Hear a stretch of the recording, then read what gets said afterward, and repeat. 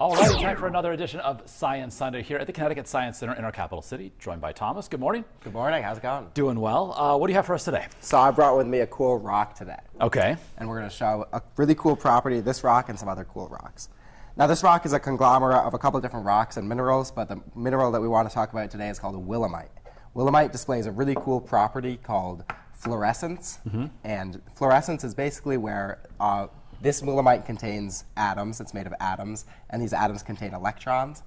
And when we excite these electrons, we can get these electrons to jump up from a low energy level to a high energy level.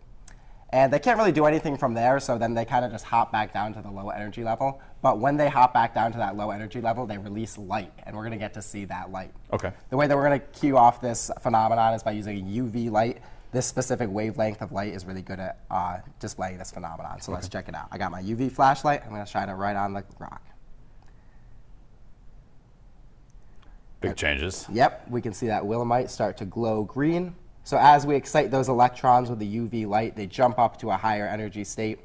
They hang out there for a second, and then they get unexcited again. They fall back down to the lower energy state, and they release that energy in the form of green light, which we can see here coming off the rock. Okay.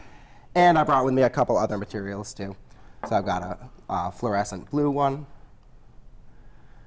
and then a fluorescent orange one here too. So the blue one we see here is called sodalite, and then the orange one we see here is called, oh yeah, there we go. It's called fluorite. So what dictates the different color that is revealed by the UV light? So the different colors are dictated by the internal structure of the minerals. They're made of atoms, and these atoms are arranged in a crystalline structure. And so the specific crystal of the mineral determines the light. Very cool. So we're exciting these rocks with a little UV light and a lot to reveal. Yeah, pretty cool. Yeah, absolutely. Also very cool, an event happening this Thursday here at the Connecticut Science Center. Yep, we'll be having our Pups and Pints event. So we'll be having a $5 admission. It's friendly for families and friendly for your dogs. We'll have vendors, pet-friendly vendors, and also local breweries.